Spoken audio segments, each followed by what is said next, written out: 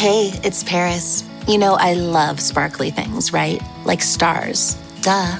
And thanks to Hilton and AutoCamp, I just slept under them. Picture me, serving looks by the fire outside my luxurious Airstream, making s'mores with the kids, while a national park is our backdrop. The great outdoors meets Hilton hospitality. That's hot. Explore all the new ways to stay at Hilton.com. Hilton for the stay.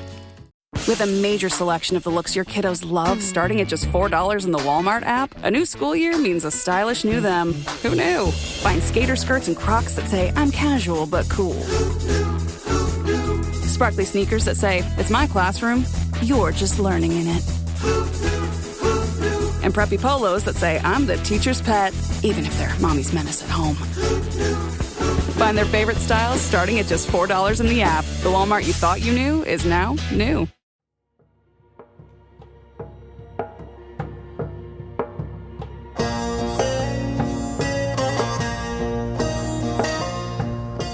Hello everyone, this is Fortune's Wheel and I am your host Jonathan.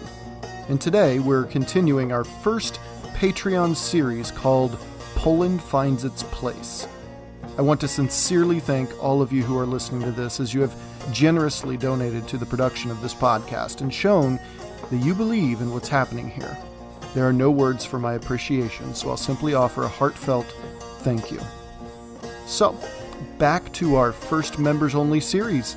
This is episode 2 entitled A Foundation to Build Upon. I hope you enjoy the show.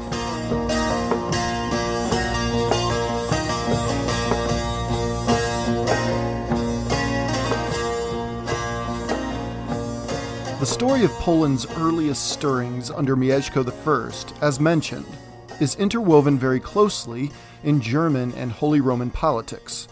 Mieszko masterfully used those around him, as well as his own cunning and courage in battle, to elevate himself in the arena of Dark Age European politics. And that's just the thing. The Dark Ages, as it's been labeled, though I humbly petition that we rid ourselves of the term, as in my opinion it's just intellectually and historically misleading. Dare I say dishonest. Anyway, the Dark Ages were coming to an end. Within decades, future historians would see a major shift in European expansion and the intermingling of royal and economic relationships across the continent. Mieszko, without knowing it, was one of the pioneer surfers riding these colossal waves of change. One such mega-wave was catalyzed by a subtle underwater earthquake in the form of Emperor Otto the Great's death. The year was 973, and Mieszko, though known as the King of the North throughout his region, was just getting used to the idea of being a vassal beholden to a higher authority. In addition, he had just been baptized in order to solidify his alliance with the Kingdom of Bohemia to the south, led by King Bolesław the Cruel. Now, he may not have been keen on the vassalage, nor was he a big fan of the baptism into Latin Rite Christianity, but he made sure he was justly compensated in the process, which probably mollified the brilliant strategist. First, his vassalage awarded him much of Pomerania, including a strategically important port village that Mieszko would immediately put to good use. First, by refounding it as Gdansk along the Baltic Sea to his north. This was absolutely crucial for his financial stability as it afforded him much easier access to the lucrative business occurring all over the watery Scandinavian superhighways of the north. With Gdansk came Denmark, Flanders, Norway, Sweden, Normandy, and England. Beyond that, trade was now occurring as far away as Muslim and Christian Iberia to the west, as well as the insanely bustling river ports of the Rus, and even as far south as Constantinople. Access to these faraway places carried the name Mieszko possibly as far as northern Africa, Egypt, and Baghdad, but in the short term it planted Mieszko's kingdom as a place finally on the map of European politics and economics. Now, the second thing Mieszko had to come to grips with was this baptism thing. No one truly knows how devout his faith was in the old pagan ways. However, no one really knows how devout he was in his new Christian digs either. What we know is that the Bohemian princess, Dubrovka, refused to marry a pagan, so if his alliance with Bohemia was to happen, he would have to convert. So out of necessity, he converted. But it wasn't a wife he was gaining. I mean, it was, but that's not what he had his sights on anyway. As we learned in the last episode, Mieszko was no fool. He studied both practices of Christianity, the Latin Rite and the Eastern Orthodox, and he probably couldn't give a rip about the mythology of them. It was the politics and internal organization and power hierarchies and influence structures. It was these things that interested him the most. Which one could benefit him the most? Looking at the Eastern Orthodox Church, he probably saw that its nominal home was securely in the wealthiest and most powerful city in the known world. That was common knowledge. He also, no doubt, saw that the entire Greek world to his south was dominated by this powerful branch of Christianity, and the emerging power of the Kievan Rus was Eastern Orthodox. And they weren't exactly friends with the Polish at the moment. I mean, many of them did have a century of raiding into Polish lands and collecting Poles and Slavs and all the rest as slaves to sell in places hundreds or even thousands of miles away. Can you blame the guy for keeping a sideways glance out east? But really, for those playing along at home, the weighing of his options between Latin and Eastern Orthodox really didn't matter. If he wanted an alliance with Bohemia, and Bohemia was Latin Christian, then he really had no choice. But I refuse to think a cunning man such as Mieszko wasn't weighing all of his options, even asking himself the questions, was Bohemia even the partner he wanted, or would allying himself with the Rus be a better option? Either way, he saw Latin Christianity as the better fit for him and his people. The hierarchy allowed direct access to the head of the entire church almost directly. However, even gaining that access took a clever amount of forethought, which we discussed in the last episode as well, when Mieszko negotiated an archdiocese inside his borders. Okay, but I want to make a correction here and now so we can correct the narrative before continuing. Mieszko did, in fact, negotiate terms for his conversion, including his marriage to Dubrovka of Bohemia and his access to Rome. However, I misstated in the last episode that Mieszko also negotiated an archdiocese to be located inside his domain. According to further research, Polish historian Adam Zamoyski in his book The Polish Way, well, this was false. But I'm a firm believer that mistakes can always be corrected, even with a smidge of humility, so for this mistake, I apologize. So let's correct this by saying that to keep true to where we are in the narrative, the moment Poland is awarded its own archdiocese will be revealed by the end of this episode. But alas, suffice it to say it wasn't until Mieszko was dead that Poland had this archdiocese. But Poles didn't have to wait too long after that for it to happen, so put a pin in that one for a few more minutes. In the meantime, upon Mieszko's conversion to Latin Rite Christianity, he did again negotiate a few special privileges with regards to his access to Rome, as well as solidifying relations with his Bohemian neighbors to his south and the Germans to his west. He also kicked off a minor church-building campaign across Poland to help the spread of this new religion, which would help the still somewhat disparate localities of Poles and Pomeranians in his territory to kind of congeal together. Political authority is beneficial for sure because everyone fears a strong authority to some degree. However, as only holy men throughout history are well aware, political authority is great and all, but nothing begs obedience like the authority over one's eternal soul. Convince the people that you hold their eternal soul's prosperity or their damnation in your hands, and you truly wield all the power in society.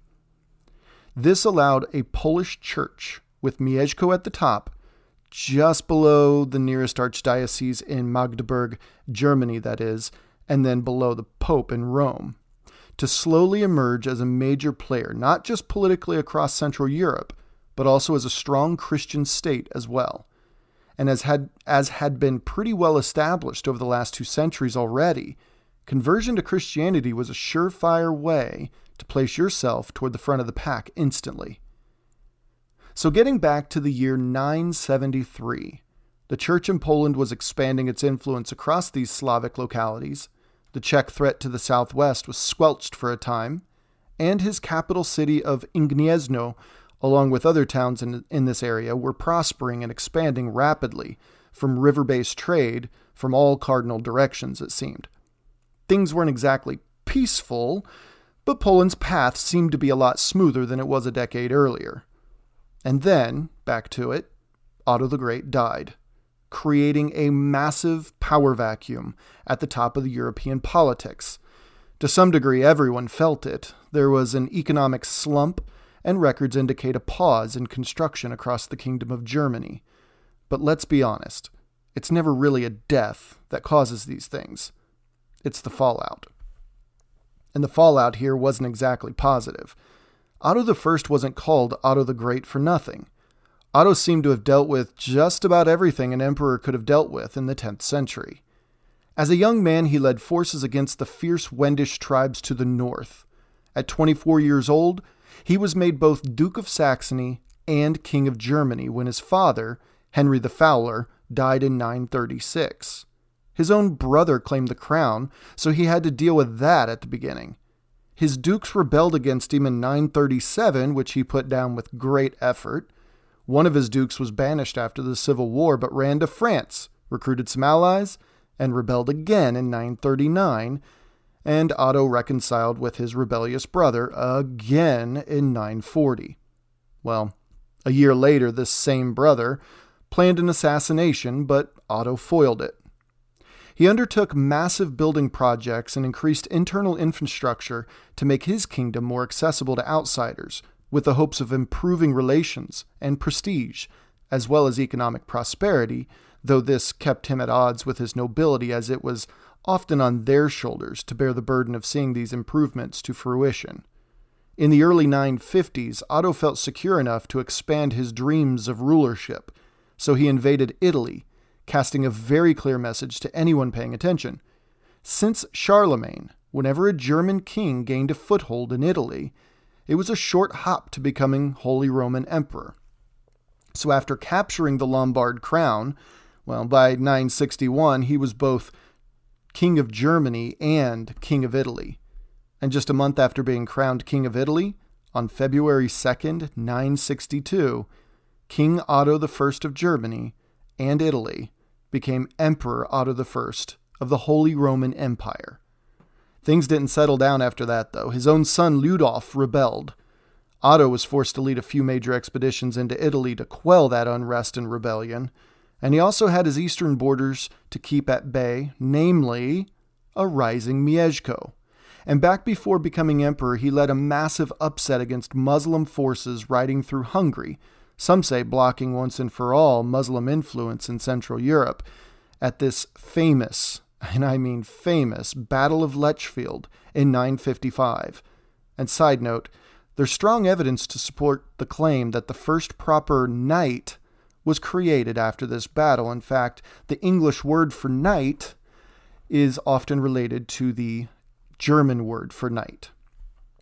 So yeah, Otto, kind of a central figure in European history, even while he was alive. And when he died in 973, several things could have happened instantly. Well, the first one, the Holy Roman Empire could have temporarily disintegrated. 2, the Kingdom of Italy could have had no king, collapsing under the vacuum left by Otto I.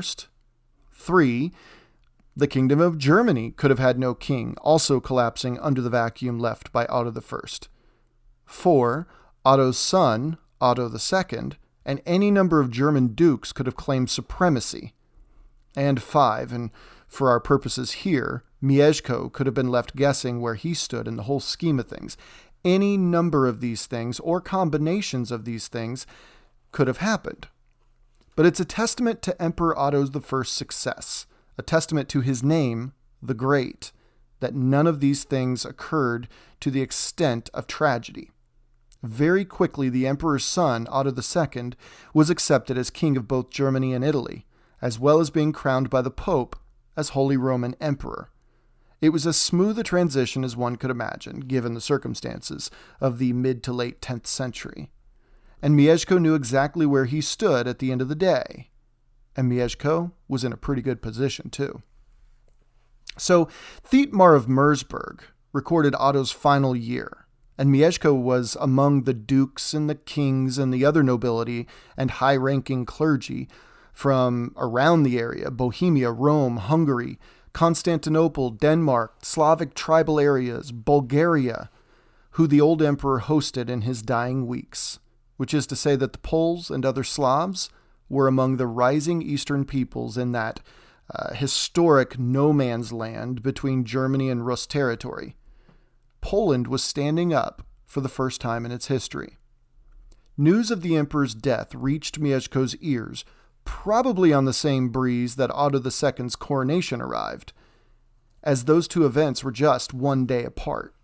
And as smooth as this transition went, and it was smooth again, those pesky Saxons were up to their old shenanigans again when all of Central Europe was forced to pick sides. In what historians have come to cleverly name the War of the Three Henrys, because historians are brilliant namers of things, Germany was thrown into a civil war that ultimately meant very little. In short, Henry II, Duke of Bavaria, wasn't a huge fan of the Holy Roman Empire being so closely tied to the Eastern Roman Empire and Constantinople, and seems how his nephew, Otto II, was married to Theophanu, niece of the Eastern Roman Emperor John I Simitzes, and now Emperor of the Holy Roman Empire. Well, this whole situation was bound not to sit well. Uncle Henry decided to throw a fit and antagonize the young emperor by usurping the ability to name the new bishop of Augsburg. Duke Henry II of Bavaria had allied himself with the Duke of Swabia, which was some serious muscle at the time, to be honest. But the Swabian nobleman died that same year, leaving Duke Henry searching for support. So while the young emperor was trying to stop his head from spinning, the old duke had already forged alliances with Mieszko of Poland and Bolesław of Bohemia. But in the meantime, seeing the pieces moving around him, Otto II stepped in and harshly denied the old duke's son as the new Duke of Swabia, instead opting for new management, his own nephew, also named Otto. Mieszko and Bolesław, the extremely keen observers that they were, quickly submitted to the new emperor and fell in line in no time. Their former ally, Duke Henry II of Bavaria, not so much, and he, lacking any support at this point, was swiftly imprisoned. And to think, this was just the setup for the war. 3 years later, in 976, Otto II let his uncle out of jail, only to see Uncle Henry start mustering his opposition again.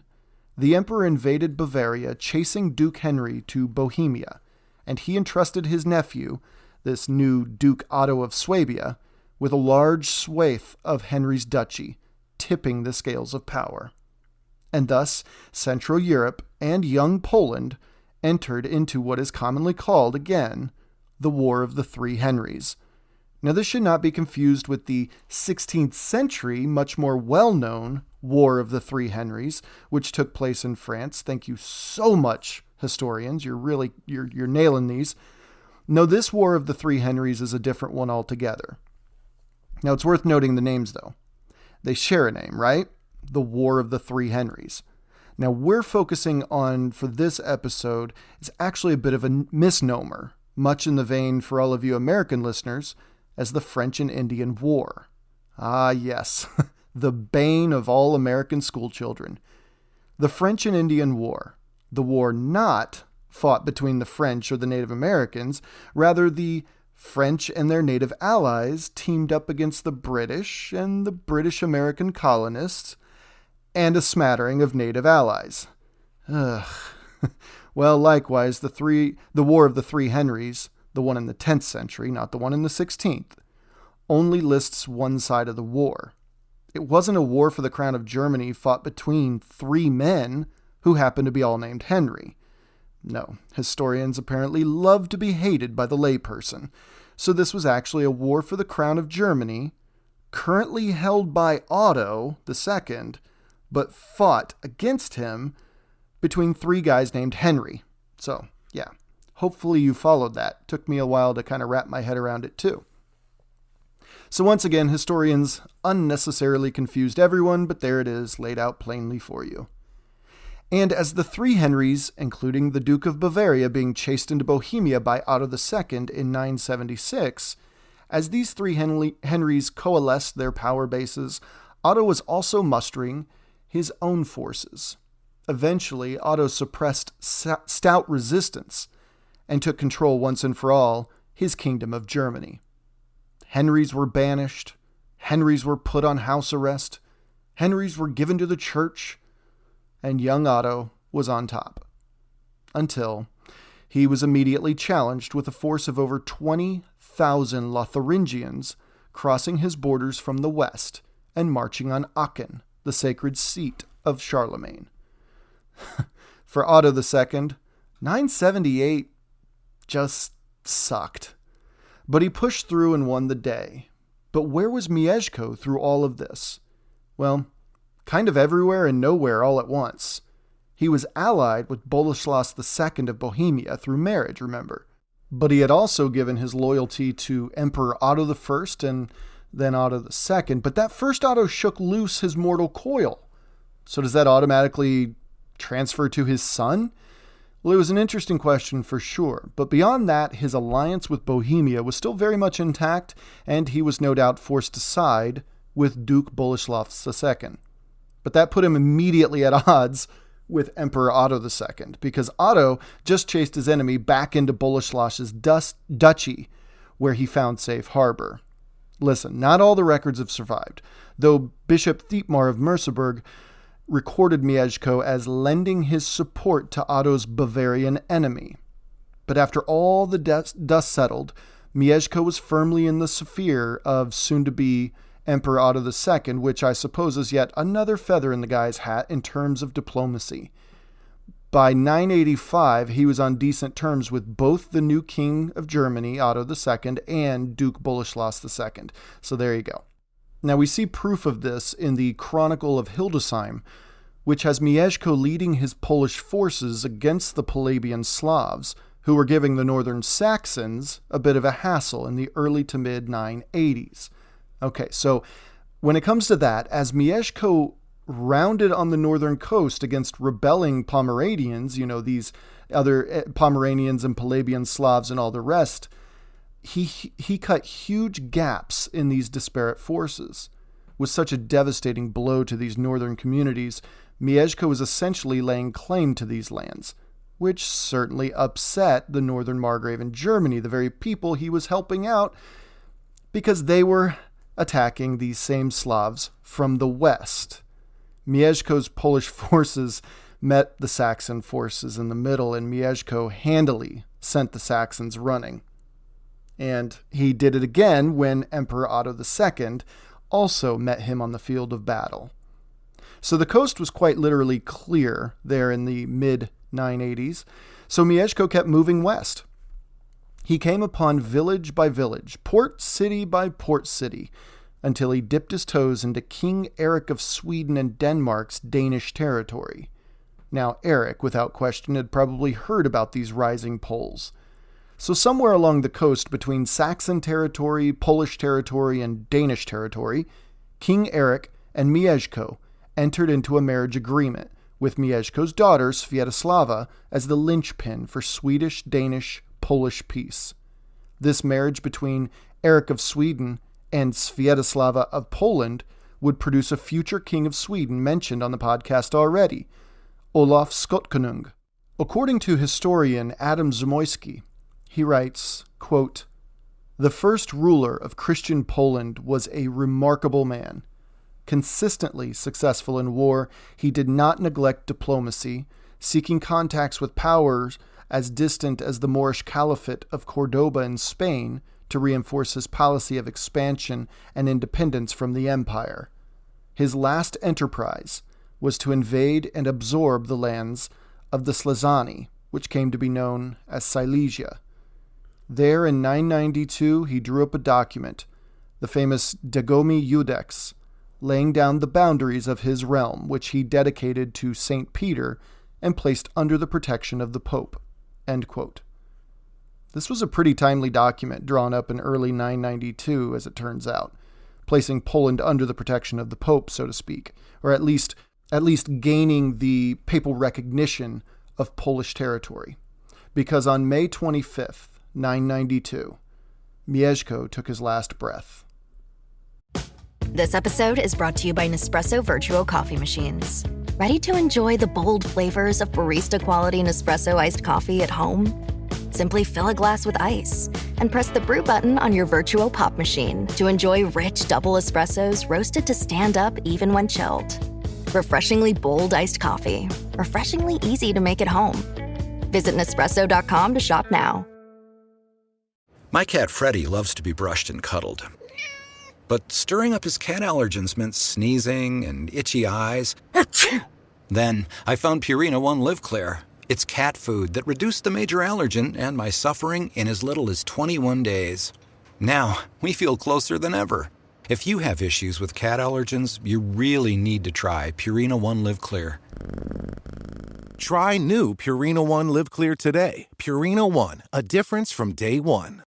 This episode is sponsored by Friskies, who would like to tell your cats hi.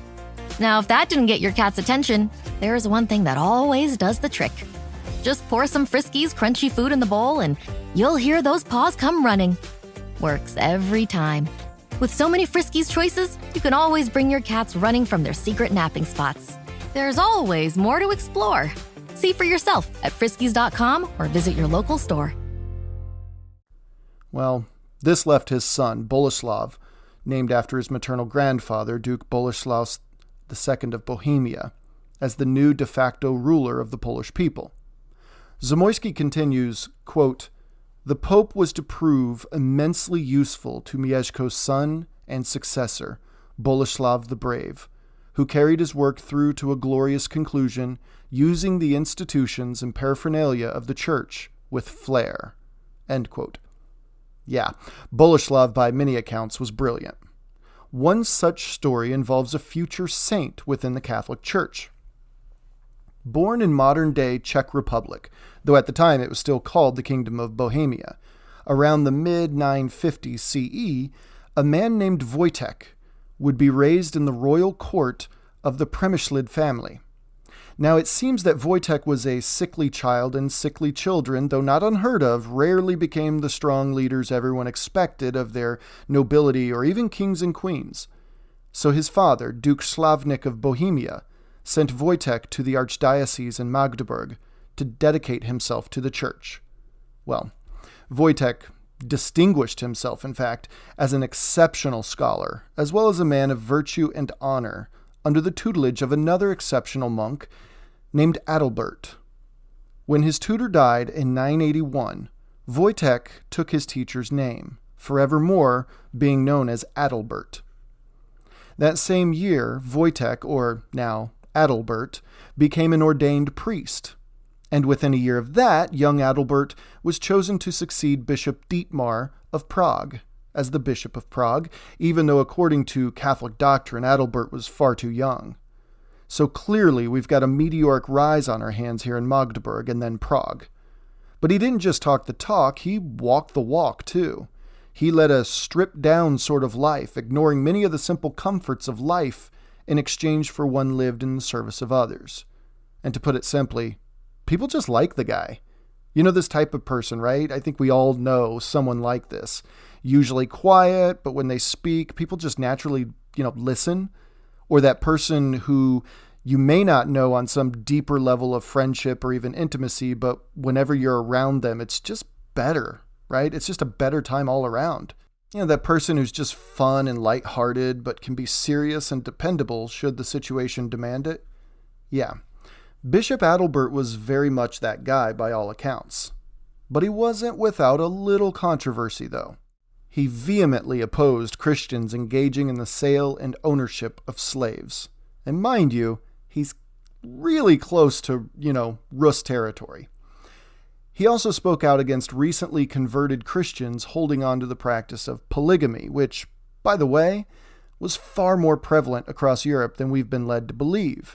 In fact, in British author Ken Follett's latest novel, The Evening and the Morning, which is a pretty good prequel to the Kingsbridge series, beginning with Pillars of Earth, by the way, even has polygamy showcased in much of the novel, and that was in the turn of the first century southern England.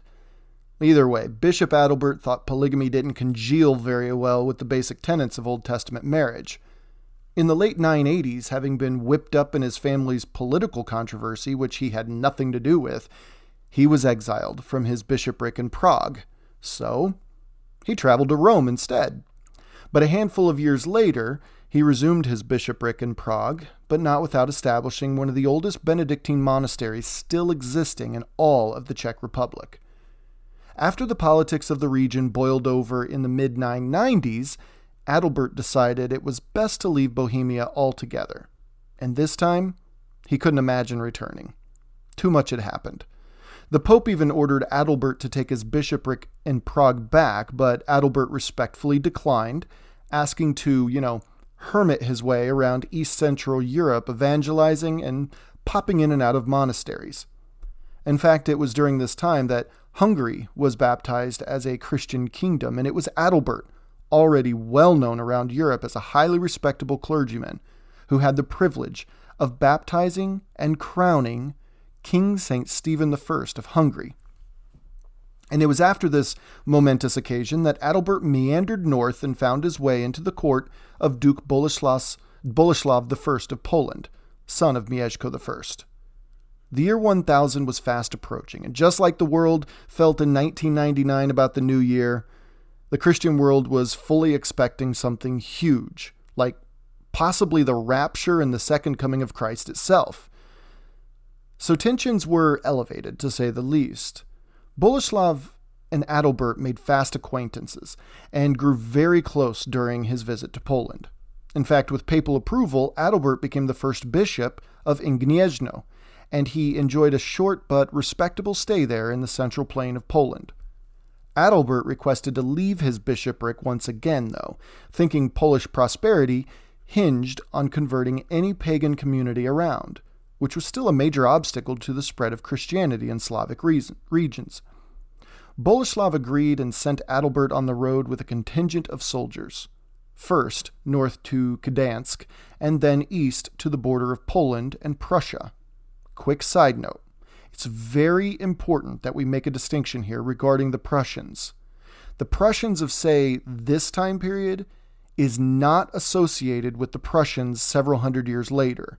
They are not politically connected, so we cannot make that connection when discussing who Adalbert was engaging with at this point. I just wanted to make that clear for us. So, the Prussians were proudly pagan and weren't in the market for a change of faith systems anytime soon, but Adalbert did succeed in making some inroads there. Oh, wait, no, no, that's not right. In fact, he and his companions were swiftly rejected and driven out of the first villages they visited. This mission wouldn't fare any better after that either. On April 23rd, 997, Adalbert was relaxing on a hillside when a pagan priest approached him, struck him, and then the Prussian mob behind this priest rushed at the Christian missionaries and viciously beat them until they all died. By the time news of the murder reached Bolesław in Gniezno, Adalbert's head was firmly stuck to the top of a pole in a local Prussian village as a warning to the Christian world not to even try it. Adalbert's dear friend Bolesław was heartbroken, but he rallied a brave group of soldiers who entered Prussian territory, though they had crystal clear orders not to whip up trouble. They were to travel to the village and pay for the body, including the head, of course, of Adalbert. As the legend goes, Adalbert's body cost his weight in gold, which Bolesław paid. Adalbert's body made its way to Gniezno, where Bolesław had it cleaned and then laid to rest with the highest of honors and veneration in Adalbert's old bishopric, the Cathedral of Gniezno. Adalbert's body wasn't the only thing given honors. His tomb was a sight to behold, complete with gold molded into intricate patterns in Christian imagery. The tomb still holds a sacred place in Polish hearts and minds and can still be visited today, more than 1,000 years later.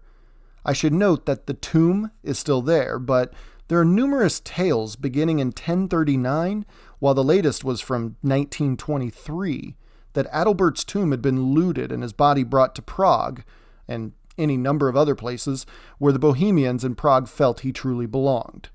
We do know, however, that Bolesław I, as a peace offering, offered an arm bone to the Holy Roman Emperor Otto III in the year 1000. This was returned in 1928 to the cathedral at Gniezno. But as this chapter of Polish history closes, I have just one more promise to keep to you, listener. Within 3 years, the Pope heard of Adalbert's demise. According to Zamoyski, quote, Pope Sylvester, in 999, canonized Adalbert, end quote. And the Pope also learned of Duke Bolesław's friendship and the actions to retrieve and honor the renowned bishop's body. So in thanks and gratitude for such veneration and Christian piety and loyalty, again quoting Zamoyski, quote, he also took the momentous step of elevating Gniezno to the level of an archbishopric and creating new bishoprics at Wrocław and, oh man, am I going to butcher this one, Kolobrzeg, and another one at Krakow. This underlined the independence of the Polish church hierarchy from the influence of the older diocese in Magdeburg, which had hoped to control it in the German interest. End quote. This was a monumental event in the history of Poland.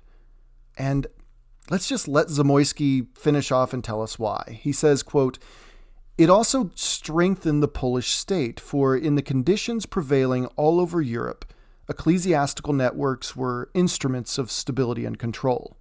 In Poland, parishes were originally established beside the castles, which were centers of royal administration, a connection between religious and temporal power, which is enshrined in the etymology of the Polish word for church, kościół, which derives from the Latin castellum. End quote. So, to get this straight, this event was so impactful that it also penetrated the Polish language itself. From the Latin castellum, we in English get the word castle. A castle was a political center, but in Poland, with churches and monasteries built adjacent to these castles more times than not, Poles related their word church with the word castle itself. But Adalbert affected way, way more. Do you remember when I mentioned one of Adalbert's arm bones returned to Gniezno Cathedral in 1928? Well, that was because Duke Bolesław I gifted Emperor Otto III them. Well, it was during a visit to Adalbert's tomb by the emperor in the year 1000 when that gift occurred. According to Gallus Anonymous, writing maybe a century after this visit was kind of a big deal, though no one could anticipate just how big it would be. Gallus writes, quote, Bolesław received him with such honor and magnificence as befitted a king, a Roman emperor, and a distinguished guest. For the arrival of the emperor, he prepared a wonderful sight. He placed many companies of knights of every sort, and then his dignitaries, in ranks, every different company set apart by the colors of its clothes. And this was no cheap spangle of any old stuff, but the most costly things that can be found anywhere on earth. For in Bolesław's day, every knight and every lady of the court wore not linen or woolen cloth, but coats of costly weave, while furs, even if they were very expensive and quite new, were not worn at his court unless doubled with fine stuff and trimmed with gold tassels. For gold in this time was as common as silver is now. Silver was as cheap as straw. Seeing his glory, his power, and his riches, the Roman emperor cried out in admiration, by the crown of my empire, what I see far exceeds what I have heard. And taking counsel with his magnates, he added, before all those present, it is not fit that such a lord, but he, should be elevated with all pomp to the throne and crowned with a crown. So, taking the imperial diadem from his own brow, he placed it on the head of Bolesław as a sign of union and friendship, and for an ensign of state he gave him a nail from the Holy Cross and the lance of St. Maurice, in return for which Bolesław gave him the arm of St. Adalbert. And they felt such love on that day that the emperor named him brother and associate in the empire, and called him the friend and ally of the Roman nation." End quote. After the hard years of Mieszko I, Poland carved out an impressive stretch of Slavic territory in the name of the Polish people. These years consisted of war and diplomacy, marriage agreements, and tension along every inch of Poland's borders. But Mieszko created something strong and bold and durable, and he also raised a son who was his natural heir and successor. Bolesław I took over Mieszko's death in 992, and before the decade was out, Poland was not only an independent nation politically, but it was also an independent people religiously. And it had also impressed the Holy Roman Emperor to the level of admiration and brotherhood between leaders. But there's just one more thing that made Poland's reach something everyone considered when discussing Europe's political stability. See, King Eric of Sweden and Denmark. Do you remember that he married Mieszko's daughter, Sviatoslava, who then gave birth to a future Swedish king who would reign during the early 11th century? Well, King Eric died in 995. Sweden and Denmark subsequently split. A local Danish chieftain rose to prominence and took the crown of Denmark. Well, this local chieftain turned king of Denmark set his sights on the wealthy and prosperous shores of England, right?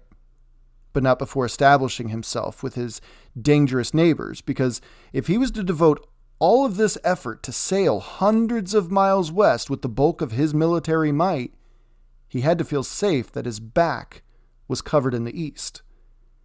So, this king of Denmark approached Duke Bolesław I of Poland and suggested a marriage alliance with Bolesław's widowed sister, Sviatoslava.